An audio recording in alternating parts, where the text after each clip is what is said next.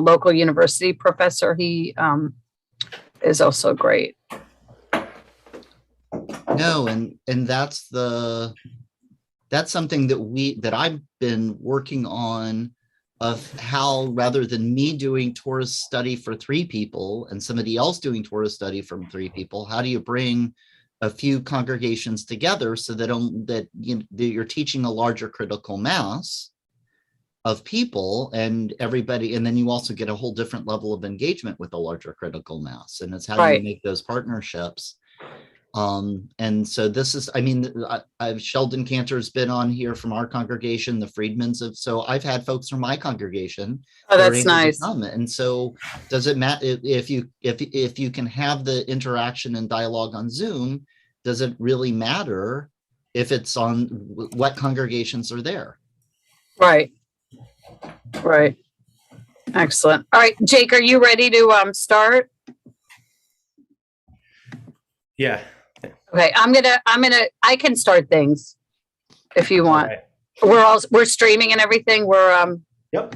Okay, super. I just need to get my screen is hold on, fit to window. And if we want for effect, I can go grab one of the guitars in my office that I don't know how to play. I don't know why I can't get my oh, there we go. Okay, super. All right, I'm gonna get started, Jake. We're good. I'll let everyone in. And we will, my Shabbos will be ready. Okay, super. All right. It looks like you are all in. Good afternoon. It is fabulous to see everyone. Welcome for our final week with Rabbi Michael Birnholz, who's up in Vero Beach, who's been our guest this month, taking this song that is so familiar to us, Tovu, that is part of our service, and just tearing it apart into its different elements and showing us that when you learn the meaning behind what is in the prayer book that is in your hands, it just resonates with such depth and with interesting information, and just actually enhances our worship. So before Michael begins, I just want to remind you that starting next week, we'll have Robert Watson with us for 4 weeks. We'll take a week off, the week of Thanksgiving, and I'll share a little bit more about that at the end of class. But today is our final week with Rabbi Birnholz, and we are thrilled to have him with us. And also, we've been blessed to add this summer Jake Harris to our clergy team, and he serves dual role today, both as one of our producers, which we thank him so much for, but also in his role as cantor at the synagogue. We'll have a role in class today as well. So Jake, we thank you for double duty. It's been a crazy morning. We've been filming some stuff. So we really appreciate how he's stretched himself in many directions to be a part of class today. So Rabbi, I'll hand things over to you and we'll get started. Thank you. So welcome everyone. And also I am just thrilled to have this opportunity. What an honor it is for me to be able to do this lunch and learn with you all in Boca Raton and some of my congregants that are joining in as well. And this is part of both the blessing and curse of COVID. There have been lots of curses in this pandemic, and yet there's also been this blessing that we have been using this incredible technology to be able to cross time and space and be able to spend this time together. And I'll actually be coming down via Zoom in a little bit later in November to do a program for the sisterhood on Judaism in gardens. I was actually out this morning in our pollinator garden, excited to see the bees and wasps and all sorts of different stuff flying around our pollinator garden, and excited for that opportunity to share that with your sisterhood in a few weeks. And so here we are for this 4th iteration of discussing the text of Tovu. And so Tovu is something, it's sung as part of our morning service. And when I sing it, it sounds Tovu, which is one of the melodies, which would be one of the reasons that I asked Jake if he would be able to step in and bring different versions of Tovu, as he has a lot more cantorial skill than I do. There's a reason my congregation wants me as the rabbi and not as the cantor, although it's gotten better over 20 years. But we've been talking about this text that's so familiar, as Rabbi Maitz said, that is part of our service. And we started first with the biblical story, that it's the story of Balak, who is a king of Moab. He is east of Israel. He's watching the people of Israel come across through the wilderness after they've left Egypt, and he is worried that they are going to take him over. And so he reaches out to the powers of Mesopotamia and brings in a non-Jewish prophet, Balaam, who is coming to hired to curse the people of Israel. As Balaam is coming to curse the people of Israel, he has a very interesting experience where he is riding on a donkey. The donkey, not the prophet, sees the angel with the flaming sword, and the donkey avoids the danger, protecting Balaam. Balaam, not seeing the angel, gets very upset. There's quite an incredible interaction back and forth between Balaam and the donkey until the donkey finally says, Balaam, I've taken care of you all of these years. Why are you beating me when I'm just trying to protect you? Again, strange that here in the Bible we have, just like in Shrek, you get a talking donkey. And Balaam's eyes get then opened, and he sees the angel, and he realizes that maybe he's gone too far with cursing the people of Israel. There's a few other episodes that happen, but finally he stands up on a mountain, looks down at the camp of the people of Israel, and he says, Ma tovu ohalecha Yaakov, mishkenotecha Yisrael, that he says, how beautiful are your tents, O Jacob, your dwelling places, O Israel. So we talked about that biblical story and some of the commentary that went with it. In the second week, we looked at that text in its context in the Siddur, inside of the prayer book. And the prayer book goes as a Siddur. It goes in a particular order. Why is that one of our texts that we start the day with? Why do we want to wake up and think about blessing the community of Israel and turning away from the act of cursing? And we looked at the set of psalms that are then woven together as part of that text. And last week, we talked about some of the values. Here is this text. Here we're bringing it to life. How do we carry it with us through our rest of our day, not just when we are sitting in synagogue praying these texts, but how do these values help shape us as human beings? With this fourth session, what we are going to do, I'm going to do a little bit of wrap up of a significant topic, I think, of the text of Ma Tovu, and then we're going to have some musical treat. This is a text that is sung, and that raises all kinds of incredible issues, wonderful questions for us to ponder and consider. We go to services. We sit, and I am an RK. I'm a rabbi's kid. I was actually part of Sefti growing up, which is now Nifty Star. I'm not even sure what the latest name is. I've been on staff and on faculty at Camp Coleman. I also grew up at Henry S. Jacobs Camp in Mississippi. I've been singing these texts since I was little. Some of them, even like Ma Tovu, I just know it by ear before I even knew all of the story. And so what does that nexus between how we sing or hear a text and how it speaks to us? And we are excited that Harris is able to join us and be able to add to that discussion. So that is a little bit of introduction. And I begin with this act of blessing. And as I start this, and I see some of you are having a nosh, which is absolutely appropriate for lunch and learn. Please enjoy. And if you would like to make a comment in the chat, you are more than welcome to use the chat. There's also a wonderful raise hand function. Or if you wave your hand, there's enough of us here. I will probably catch my attention and be happy to call on you. Jewish study, this active study we do, is not me giving a lecture or Jake singing a song to us. This is dialogue and discourse, a chance for us to all learn from each other and with each other. So feel free to do that level of engagements between bites.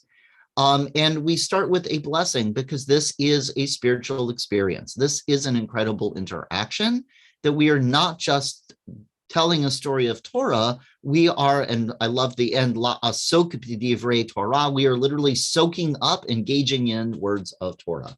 Baruch atah Adonai, Eloheinu melech haolam, asher kitshanu b'mitzvotav v'tzivanu la'asok b'divrei Torah. Blessed are you, Adonai, our God, sovereign universe, who hallows us with mitzvot, commanding us to engage with the words of Torah. And so here we are for engagement, and this is our text. Ma tovu ohalecha Yaakov, mishkenotecha Yisrael. How fair are your tents, or how good are your tents, O Jacob, and your dwelling places, O Israel. We've had discussions about the ohel, which is a tent, and mishkan, which is another type of temporary dwelling place. And those are connected to the tabernacle and to the temple in Jerusalem, or maybe they're connected to the temple when it stood and the temple when it was destroyed. All sorts of different ways of breaking down the language of this text.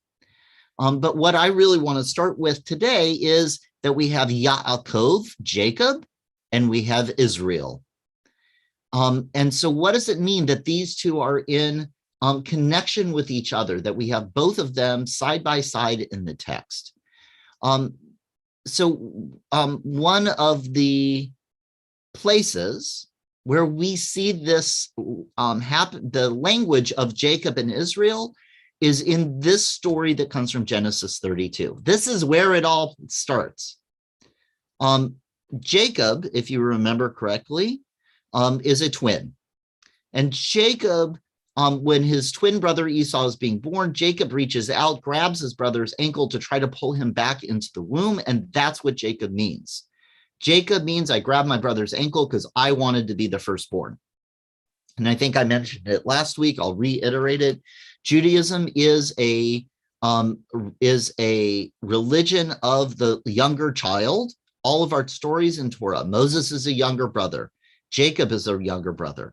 Isaac is a younger brother. Joseph is a younger brother. Moses, I think I mentioned. David, younger brother. It is a huge piece of Judaism that it seems to be a lot of action with younger brothers. And in this case, we get Jacob, who's always trying to pull and get ahead of Esau. And we saw the selling of the birthright. You get the theft of the parental blessing. And you have Jacob, who heads off with his brother Esau, very, very angry with him. Isaac dies. Jacob runs, Vayetze Yaakov. Jacob runs off into the wilderness. He has that dream of the stairway to heaven. He goes out of the land, goes to Haran, where his family had come from originally. And he finds his beloved, and then and wants to marry his beloved, and ends up marrying her sister, and then his beloved. And here he is 20 years later, coming back, and he's got his 2 wives, his 2 maidservants, and his 11 children. And he is coming to meet the next day his brother Esau. And Esau is traveling with 400 armed men. Now, if the last time you saw your brother, he wanted to kill you, and when you come back 20 years later, he's coming with 400 armed men, you might not think it's going to be a peaceful meeting. Jacob is a bit concerned. He's a bit worried in this moment. And so he, that same night, he arises, he takes his 2 wives, his 2 maidservants, his 11 children, he crosses the ford of the Avok, and taking him across the stream, he sent across all his possessions. Jacob was left alone. Jacob divides his camp. He's going to go meet Esau, and he wants to make sure his family stays safe. Now, there he is, alone in the wilderness. And a man wrestles with him until the break of dawn. Now, you've probably heard the story, and you said, oh, it's an angel. If you look in the Hebrew, it's Ish. It's a man. You do see later texts even in the Hebrew Bible that identify this as an angel. We'll also see some other references of why it would be an angel.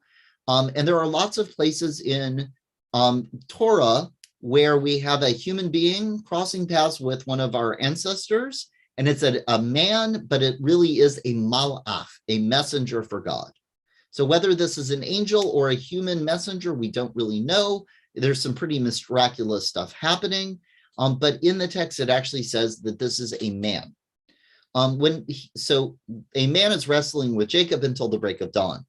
When the angel saw that he not prevailed against him, he wrenches Jacob's hip at its socket, so that the socket of his hip was strained as he wrestled with him. And the other said, let me go, for dawn is breaking. But Jacob answered, I will not let you go unless you bless me. That starts to be, again, that place where we say, wait a second, this is not a normal, ordinary human being. Usually when you are at night, someone comes out of the darkness while you're camping and starts wrestling with you and dislocates your hip bone as you're wrestling back and forth, you don't tend to say, give me a blessing. So that feels like it's a tip-off that, in fact, this is more than just another human being. And the other says, what is your name? And again, if this is an angel, you'd say, like, you know my name, you know why you're here to wrestle with me, but there's just that beauty of the other saying to him, what is your name? Kind of, who are you? You're wrestling with me. Are you Jacob? And remember, what does Jacob mean? Jacob means the one who tries to pull his brother back so he can get ahead. That's how Jacob identifies himself to the angel. I'm the one who struggles with my brother. But the other said, your name shall no longer be Jacob. Don't define yourself by your struggles with your brother, but you're going to become Israel. For you have wrestled, striven with beings divine and human, and have prevailed. So Jacob's name is going to be changed to Israel. Instead of being the one who tries to pull your brother down so you can get ahead, you are now the one who wrestles with beings divine and human and prevails. Jacob says, wait, tell me your name. And the other says, you can't, don't ask me my name. And he disappears. Jacob names that place Peniel, meaning I have seen a divine being face to face, and my life has been preserved.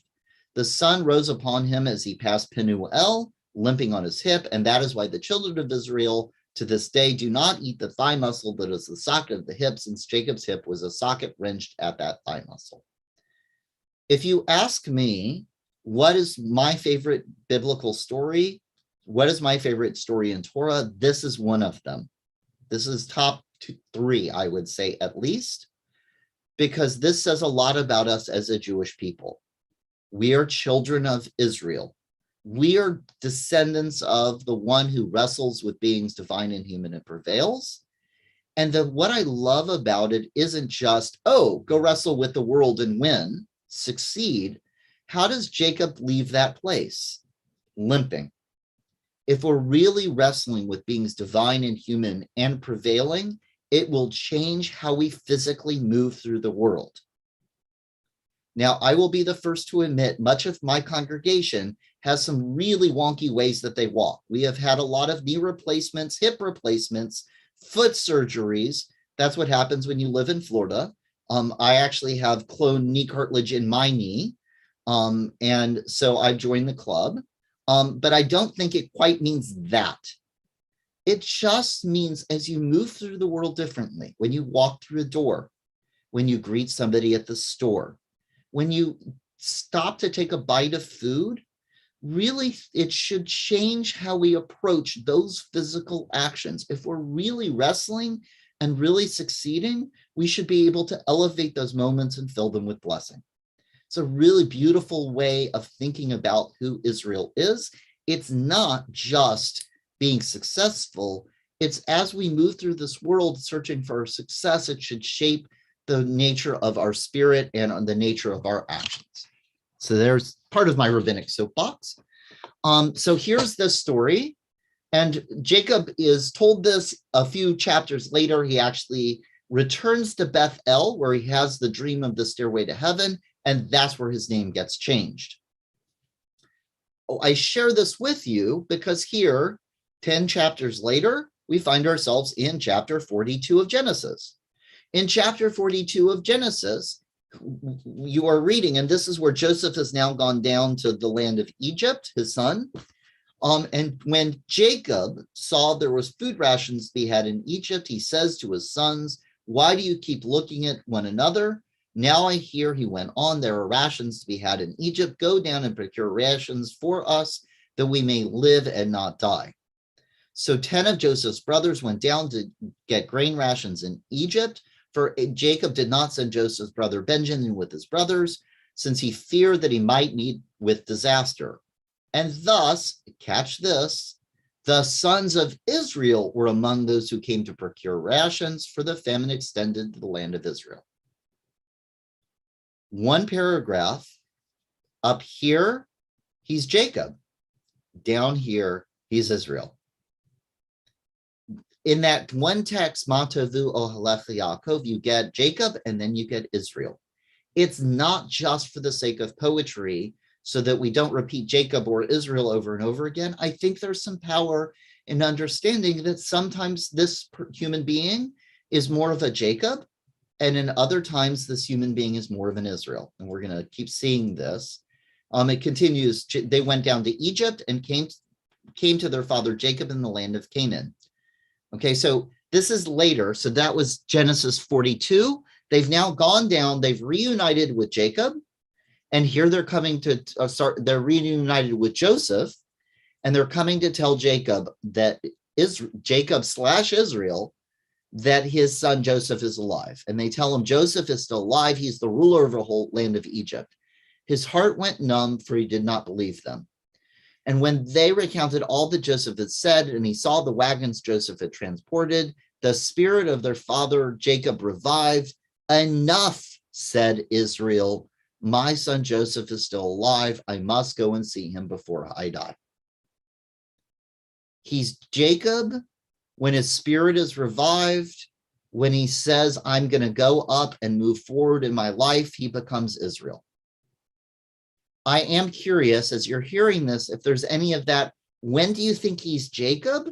And when do you think he's Israel? Out of curiosity, as you're seeing these two texts. If anybody has a thought.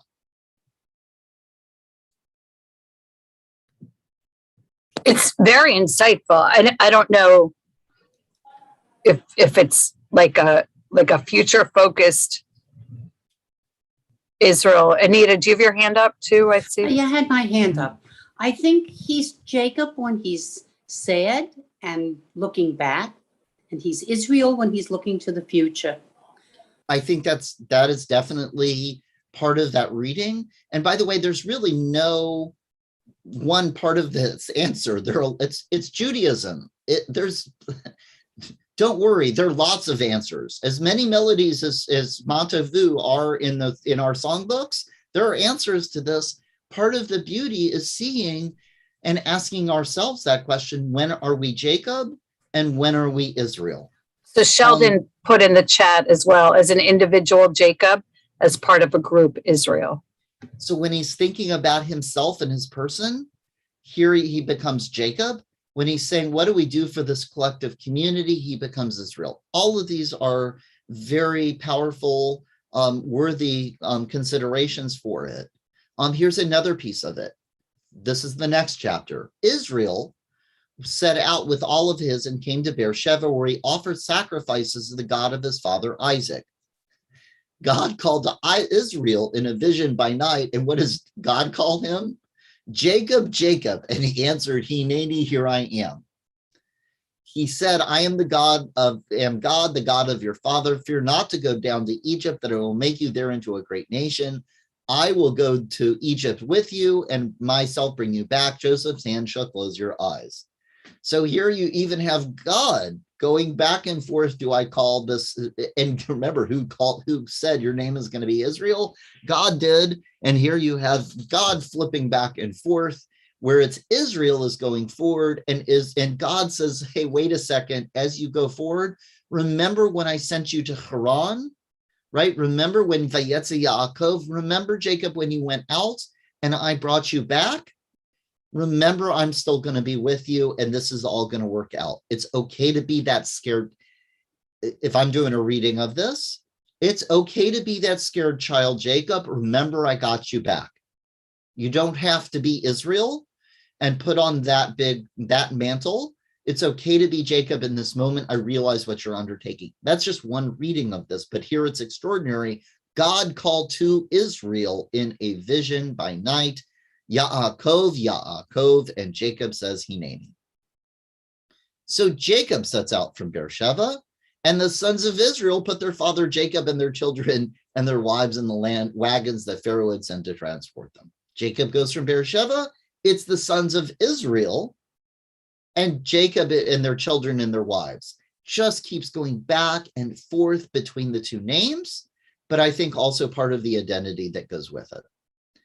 Here is one just possible piece of commentary, just to show this is not me playing with words and language, there actually is quite a bit of commentary around this.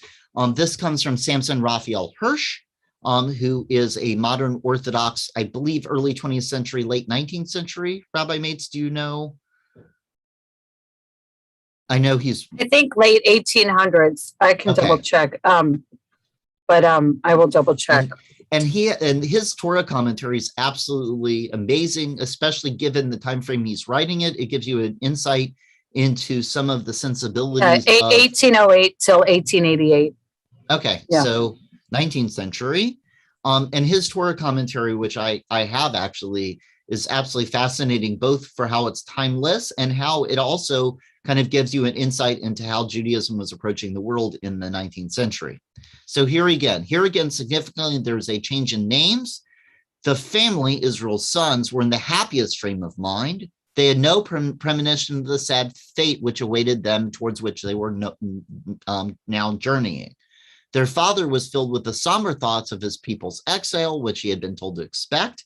Hence, we read that Israel's son carried their father Jacob. And so here's one possible reading, that here you have Jacob. It's Jacob when he's sad and worried about the future, and he's Israel when it is full of blessing. Whereas I also said maybe it's Jacob when he's remembering moments when he was young, and Israel when he is feeling that sense of fulfillment. All sorts of discussions. You see how in one text going back and forth, it's not just a throwaway line. There is weight, there is kavod to that phrasing of Ma Tovu Ohalecha Yaakov. There is weight that goes with it, that it's not a coincidence that it's Jacob and Israel. Those are one human being and yet different aspects of one human being. I share that with you because we're going to start hearing some different melodies of Ma Tovu. And some you're going to hear as Jacob, and some you might hear as Israel. That's one of the most powerful, beautiful parts of Judaism, is it's not monolithic, and there is no expectation that we are going to have a singular experience of Judaism. Sometimes we're going to be in a Jacob mode, and sometimes we're going to be in Israel mode. Some of us sitting here are more Jacob, and some of us sitting here are more Israel, and that's okay. That's part of Judaism. And that's what we're going to explore now, looking with some kavanah, with some intention, at different ways that melody of Ma Tovu is shared, talking about some of the settings. I don't know about you, but I'm a big podcast listener, but every once in a while I turn on music. I will be sitting in my office, I'll be walking on campus, I'll be going wherever I am, and I'll listen to music. There are other times where I am sitting in our sanctuary, I'm in the midst of worship, and I am listening to music. Those are two different places and two different experiences of music, and that might be part of this experience as well. So here's the text. Ma tovu ohalecha Yaakov, mishkanotecha Yisrael. How fair your tents, O Jacob, your dwellings, O Israel. Va'ani barov chastecha, I through your abundant love and your house. This is a thread of psalm. Here's another thread of another psalm. Adonai ahavti ma'on veitecha umkom mishkan kvodecha. O God, I dwell in your temple abode, your dwelling place of glory. Another song woven back in. Va'ani ashtacha ve'evracha. Ve'evracha lifnei Adonai osi. I humbly bow low. I kneel before the Eternal One who made me. Va'ani tefilati lecha Adonai ratzon Elohim berov chastecha aneni be'emet ishecha. As for me, may my prayer come to you, O God, at a favorable time. O God, in your abundant faithfulness, answer me with your sure deliverance. As I say this, and Jake, I didn't even think about this.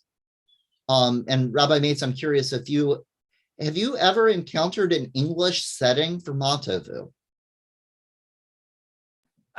You know what? Now that you say it, I don't think so. Or Israel. Yeah. That's really interesting. Yeah. That as beautiful and powerful as the text is, there is I mean, have you, like, if it's one of its purposes to count a minion, right? Isn't that one of the purposes? I don't remember if you covered that or not, but like there's 10 words at the beginning or something like, so like it doesn't work. And like if it's one of its purposes was that, translating it into English doesn't work. If that's what. With all of the creative Jews in our world, Yeah. somebody would have figured out how to do that verse with Yeah. 10 words so we can still count the Yeah. minion. Yeah. But no, it is an interesting, I until I was sitting here and thinking about this and translating. So we've only really, if you go to a synagogue, you will have only heard this in Hebrew. You would not have heard the English. We have discussions, the Debbie Friedman, you shall love the Lord your God with all your heart. We sing that to our kids so they start to get that translation, because music is memory. And when you start to sing it, you start to memorize those words that you can then put to V'ahavta et Adonai Elohecha. That's part of this, is we know these things very often by ear and not by eye. And so if you've never heard them in English or read them in English, we don't read this in English in our synagogue. You might sing it, but you don't even read it. What is our relationship to the text? And that's not a criticism. It's just an observation about this, of how do we tap into not just the sound of the music and the sound of the words, but also some of the meaning. So some of the different pieces we're going to talk about. When you're listening to a piece of liturgy, is it about a solo trained voice or a communal harmony? There are times where it is, and we're going to get that treat with Jake in a little while, listening to a trained voice is able to do things with music that I know I can't as a untrained and potentially tone deaf and rhythmically challenged individual can do. We had our cantor, we had hired a new cantor. I was excited that she was able to join us. I was clapping along, and my issues with rhythm are so bad that I was clapping and I whacked her with my hand, and she looked at me and she's like, wait, what? Did I sing something wrong? I'm like, no, I was just so excited. I actually whacked you on the arm. Yeah. I have those moments. So is there something about listening to a trained voice, singing something, as opposed to that opportunity to sing harmony, to join in with a whole collective together? I raised a different, said this earlier. There are moments where we're in worship, where we're sitting in services, that has a different texture, feel, experience than if you're at home, whether you're walking, whether you're working, whether you're sitting in meditation. That is a different experience of listening to music. There's a dynamic, keva and kavana. Keva is the words on the page. Kavana is the intention behind it. Keva is the fixed. Kavana is the spirit of something. The best illustration I can give is keva is the balloon, and kavana is the air you breathe into a balloon to make it expand. Keva is the words on the page of Torah. Kavana is the act of reading them.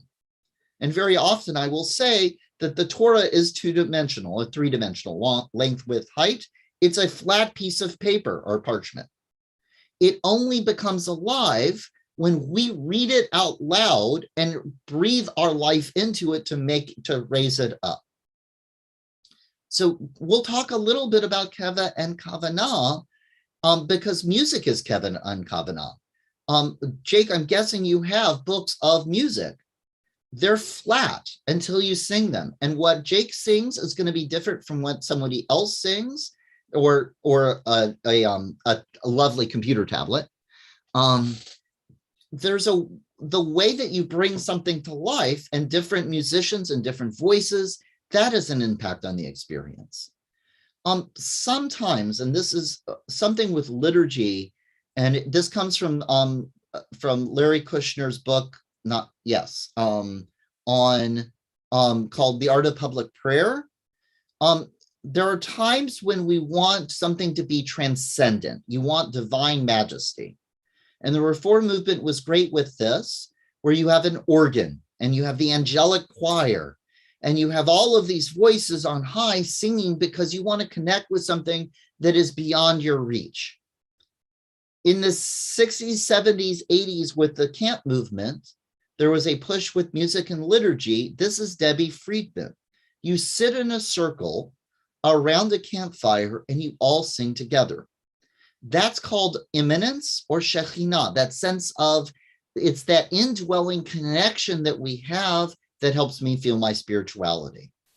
There are moments when we want that transcendent, magnificent voice, and there's other times where we want to hear everybody's voice and we feel that connection of sitting close to someone. Kol Nidre is a moment of transcendence. And I would say Mishe Berach, for example, prayer for healing is one where we need immanence.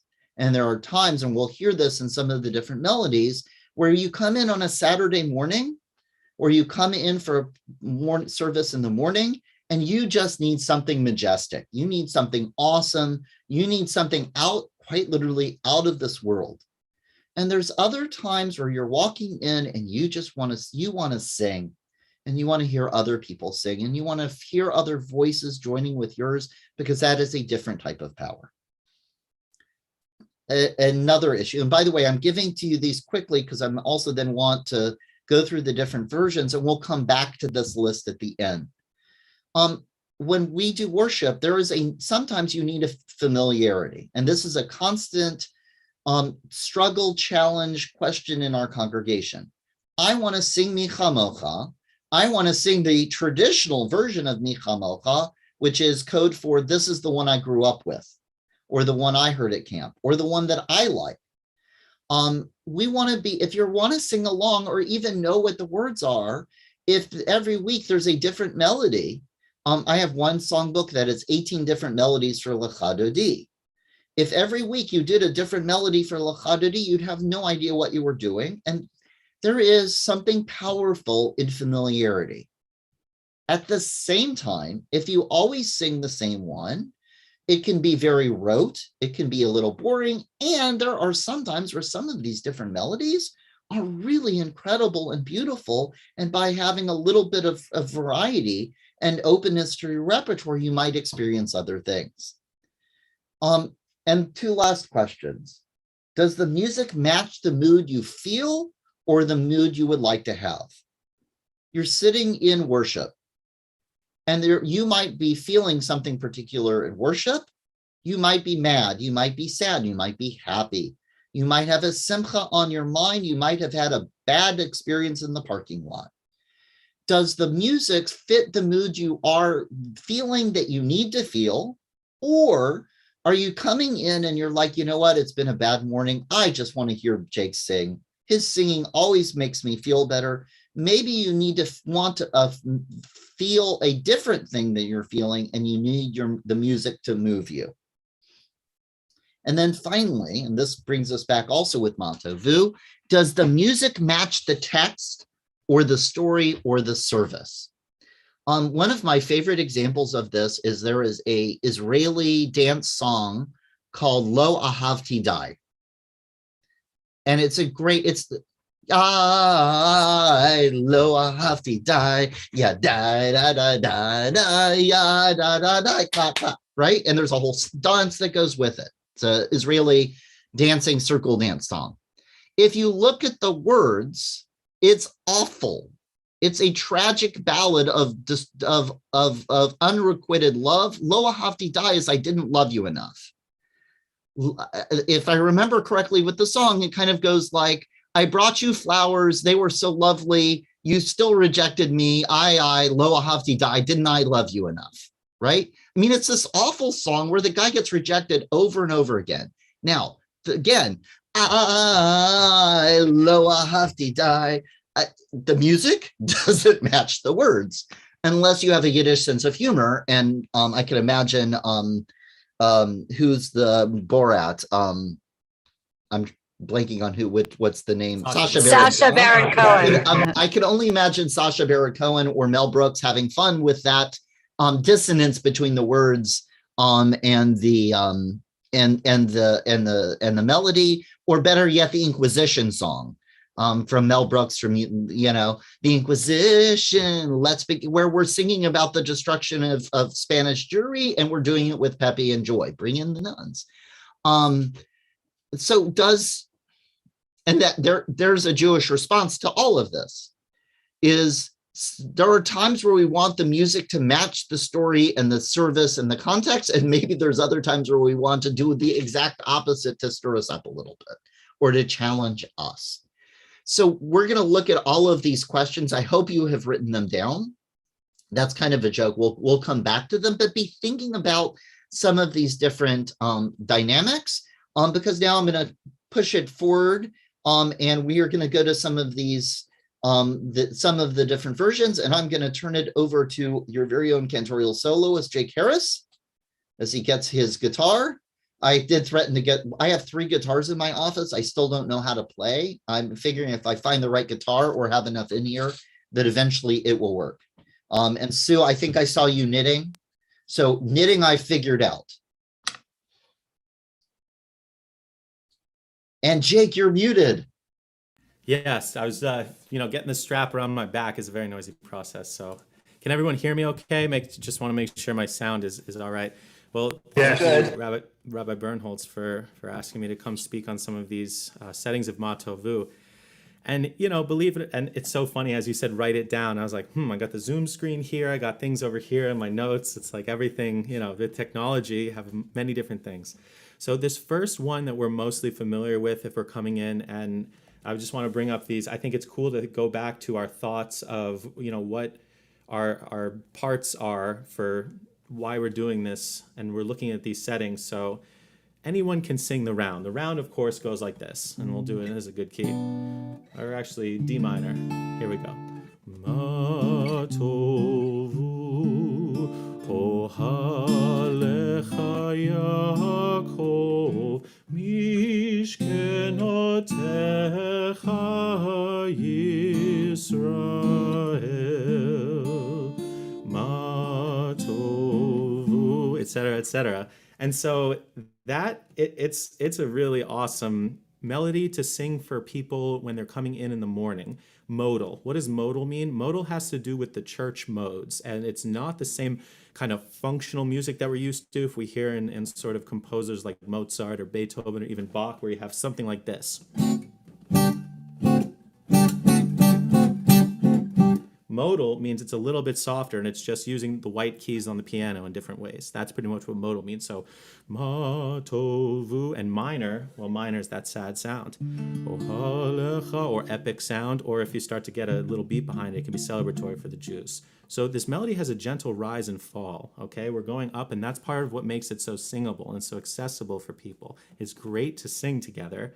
And it doesn't go into the full text. It doesn't have the rest of what we've been exploring here. It just does Ma tovu ohalecha Yaakov mishkenotecha Yisrael. That's it. And for many, I mean, myself included, I learned about Ma tovu from singing that over and over and over again, because it's the same key. It stays right here pretty much.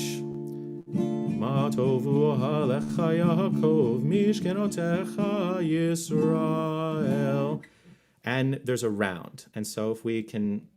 So the next part of this is when we sing it in multiple parts, the sort of dissonances, the bumps rather, of the melody and the text, when someone's saying moto, moto, and you hear the melody and the text coming from different points, there's a sort of dissonance that's created. And if we think about singing this melody early on, it's in building of temples and stuff like that, you have this cavernous space that's very it has a lot of reverberation in it. So it can feel very meditative when you're singing this with this dissonance in the round. But it's funny. So, and I honestly didn't know this until this class. So again, this is encouraging us to find out new things. This is actually the British song "Hi Ho Nobody Home." So I've been singing this my whole life. I never realized that. But it makes sense though. Yeah. The idea of like a Me Sinai tune, it comes from Sinai. I mean, maybe I think it's the Pirates of the Caribbean ride at Disney. Yeah, they sing that. Oh my God! Were doing, I think they were probably as Moses was breaking that third tablet with the commandments on it. They're having some tea and crumpets as well. So that's a shout out to Mel Brooks as well. So singing the round slowly, we have this meditative state to those singing together. And I think that in terms of the keva and the kavanah, having this as a beginning part of it, some temples just only do this melody. And this is Ma Tovu, and you hear it in the morning. And it's one of these solid parts that for a prayer leader, you take for granted that you live in this world. But for people that are coming into the spaces, this is the only opportunity that they have to hear this music in this space. So having that as a set one each time can be beautiful. And does the music match the mood? I don't really know. Oh, Jacob, how lovely are your tents. So I'm not sure. Can I comment on that, Jake? So it's I don't think I would have even thought of this before reading this book, but I'm obsessed right now with Dara Horn's new book, People Love Dead Jews. And one of the things she says is that like the Jewish world works so hard to make ourselves palatable to the world at large, like that, like we worry about Anne Frank, but we don't look at the Hasidic Jew and worry about, what happens to them. And in a way, and I just thought of this with Michael's teaching today, and your comment now is like, if you start services, which we normally do with this song, then you're saying in this song, which was supposed to curse, this text, which was supposed to curse Jews, it's almost like what Dara Horn is saying, like she wishes the Jewish world would do, be like, we're here and we're not going anywhere, and like stop trying to make us palatable, because we're diverse, and our ethnicity is part of who we are. And so the tune doesn't necessarily resonate with that, but to start service, you think as a cantor, like what you want to do with the mood of the music, to start services, it's not for like those in the room, it's for like the rest of the world. Say, we're going to pray our way. It's worked for us for thousands of years. And we're going to take someone who wasn't Jewish tried to do to the Jewish people and cursing us. And this is what came out. And I never would have thought of all this before this class and that book. But, it's almost like for the outside world, maybe. I don't know. No. And for me, it's been the opposite, that it's the inside, that it's looking around, stop for a moment and look around at everybody sitting here, this diversity of community that is coming. And we, instead of looking at the negative, find the blessing in this whole community coming together. And it's in both of them. And Rabbi Mates, that's the beauty of it. Both of them are true. And it's how do we tune into and realize that in different moments, we're going to feel what you're expressing. And in other minutes, it's what I'm expressing.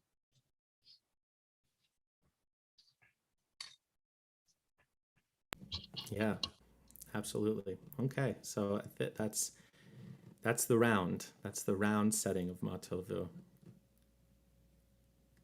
Okay, so the next setting that we're going to check out right now is, so just a brief history on Louis Lewandowski. He's an 18th century composer, contemporary of the Mendelssohn family.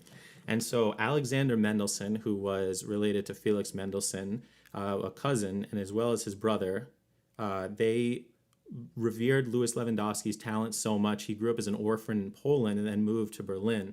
And they revered his talent as an organist and as a composer. And he is one of the most influential and important Jewish composers. He's composed a lot of choral music and a lot of organ music and a lot of just organ music that's outside of the temple.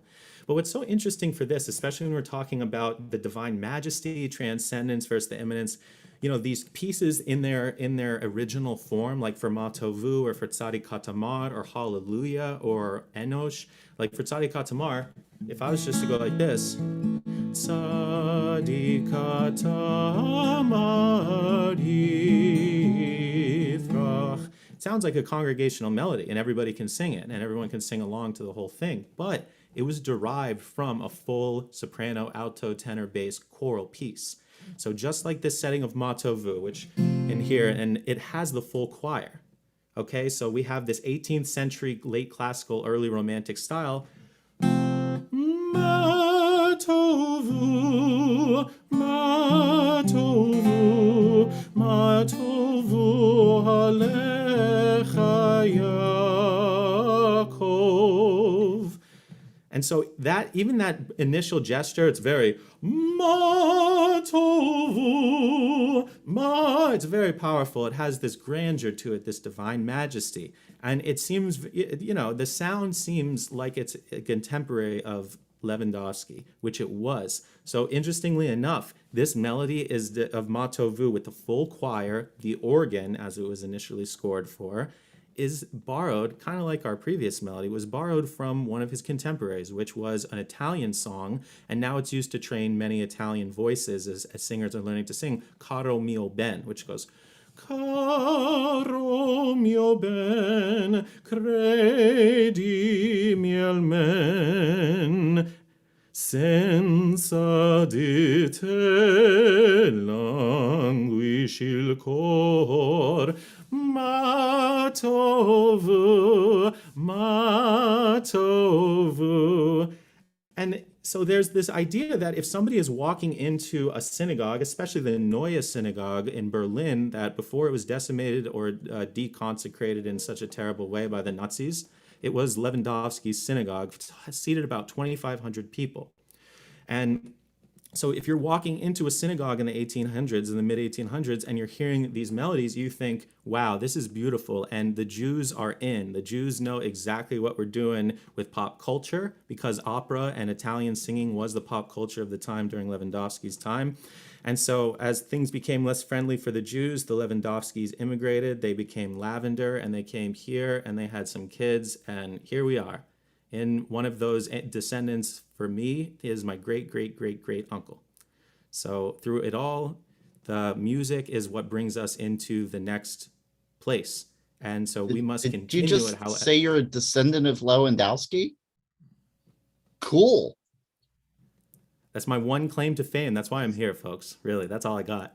And the music stuff came after that. But yeah, so Lewandowski created all of these melodies, and for keva and kavanah, I mean, the keva on the page says that you perform it with a full choir and an organ, but the kavanah, some intentions behind it is you want people to come in and feel what being Jewish is like, and that it's beautiful and universal, just as them being their individual selves is beautiful and universal.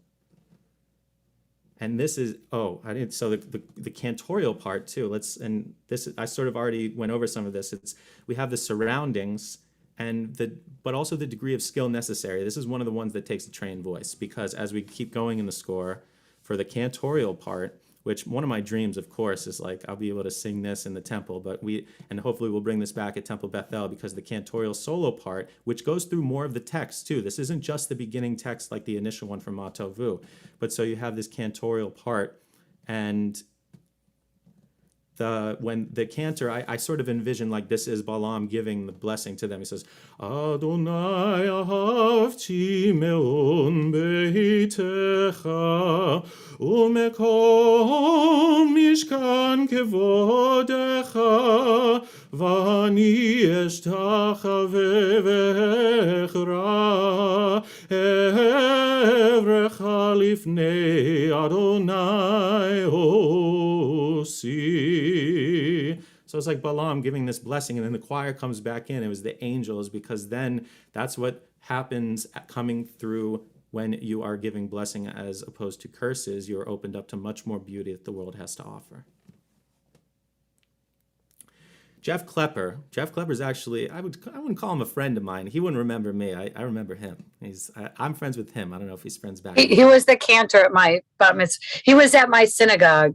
Actually, Dana Nisi but he was at my synagogue for a couple years in Chappaqua, New York. Oh, wow. Jeff Klepper, a long time ago. He's an incredible composer. I love. And the Feldmans, aren't you friends with him? I think the Feldmans know him too. Or no? Okay. Okay. Yeah. Well, yeah. I mean, this is when I would think about music,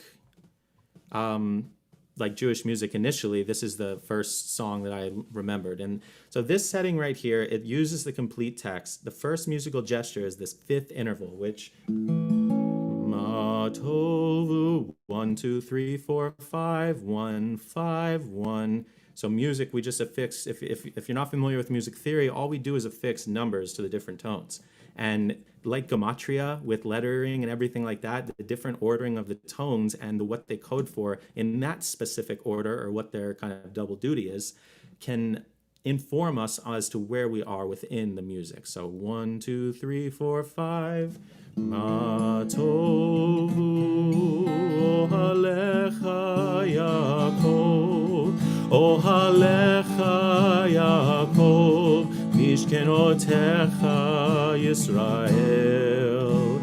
Ma tovu ohalecha Yaakov, etc. So that's the chorus there. And this, again, for a different purpose, as Rabbi Birnholz was saying before, for a different purpose that we have for a morning. Sometimes you're coming in, I want solidarity with the Jews, I want structure, I want beauty, I want old school, even though it's hi-ho, nobody home. Sometimes you want the full choir and organ, really saying, but it's similar to the power of the Jews and the grandeur of the beautifulness of being Jewish. That's not a word, I know. But the beauty behind being Jewish. And then the other one is just this Ma Tovu. You can sing this with people. It's very singable. Ma Tovu. I use this one to wake up my voice in the morning, actually, believe it or not.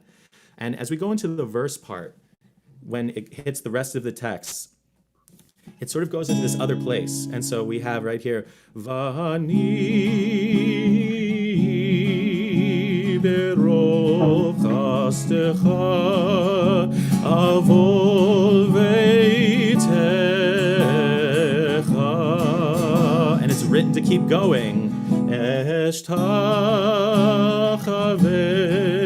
el hechal kodshecha be'yiratecha. Ma tovu alecha Yaakov. So it's coming back to that every time, reminding us like, wow, this is so beautiful. So when I'm thinking about this one with the refrain, which sometimes people just keep going back to da da da da da da da, and you know, I say more power to him. I respect you. I'm happy that you made that decision, but I really feel like it's tiring for the ear if you keep going with that. So solemnity, uncertainty, and then this beautiful resolution when we go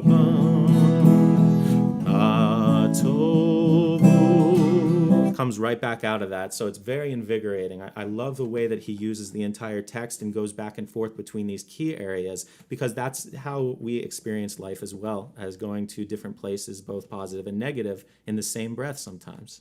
So, Jake, that's awesome. Thank you. You have one more? Yeah, one more. Okay, quick. perfect. You're good. Rabbi Birnholz, Go ahead. I don't know. We have. I want to keep it round here, so we only have 2 minutes. I feel like we've heard from some great composers. I am good. Going? I am. We're loving this, Jake. I'm just sitting back and enjoying this. And Sue Feldman, I think, was the one that reached out and said, "Make sure we do the mossing. Make sure we do the mossing." All right. So okay, yeah, this is a TV classic then. So let's see. We definitely have to do the mossing one. So I remember I should have this one absolutely memorized by the time I get to here, because that's not the mossing. And we have so many different cuts of this one. And I'm such a purist. And if you talk to anybody else at TV who makes music, they'll be like, yeah, Jake's a purist. He wants to do what's on the page, doesn't want to do anything else. But I like to improvise too, so I don't know, I'm all over the place. But here we go. So Danny Masang, he is active right now in Macomb, LA, in his own sort of rabbi cantor type of role, where he sings and makes music and writes music. Oops. Oh wow, that's the Temple's iPad right there. Luckily it's built strong. He also wrote this.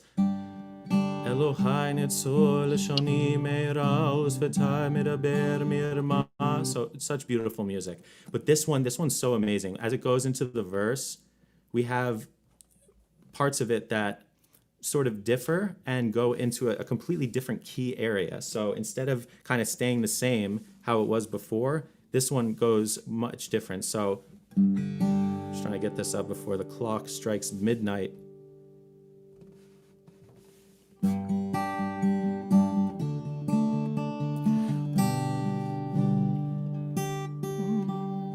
Ma tovu,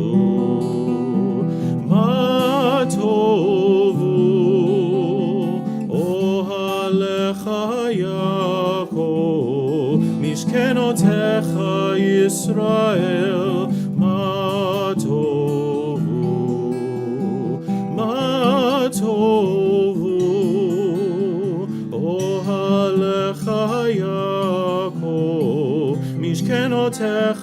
Israel.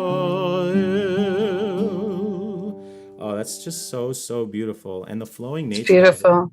I love that setting so much. And every time I sing it, it's almost like retraining me of how to sing, because you have to keep that line going. And that makes me think of continuing on. It's the complete text, and in the way that it's set up, we have verse, chorus, verse, chorus, verse, and then a bridge with new music that actually completes the interest, and it makes us go back to the last chorus and appreciate it in a completely new way. And it moves quickly into the keys.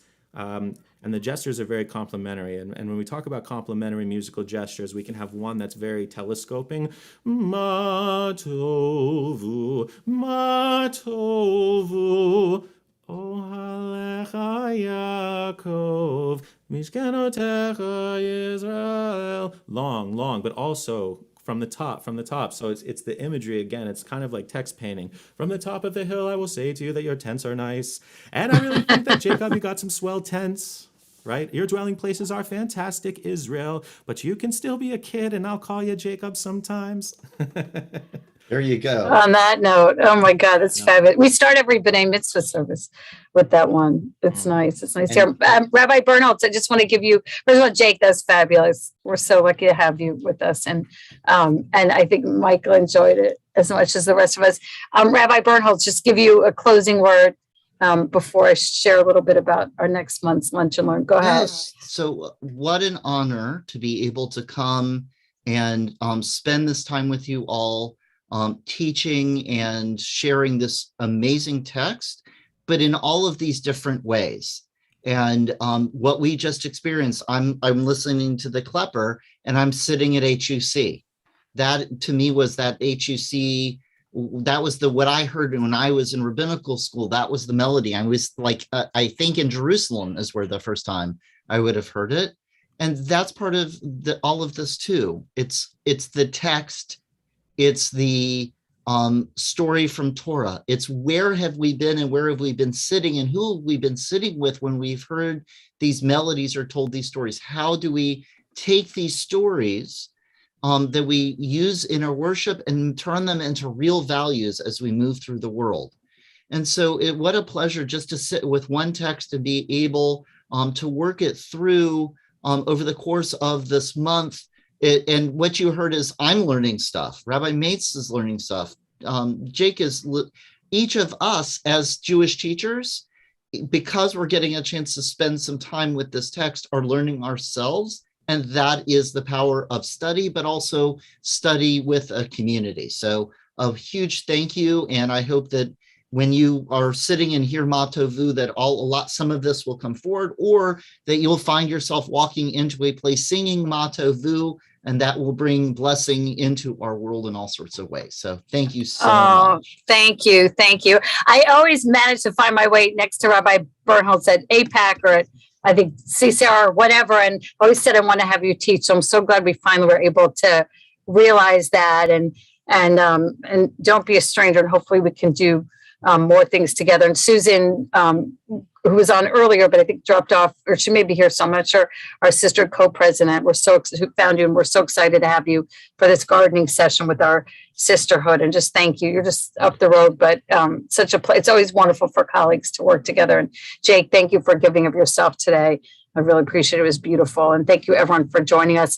The next month, every week, but the week of Thanksgiving, with a fabulous lecturer. Robert Watson is with us for the month on topics that he just loves to speak about. One week will be about his book about the Nazi Titanic, one week about Hamilton and Jewish roots, one about Truman and Israel, Truman's His True Love, and one about roots and resurgence of anti-Semitism.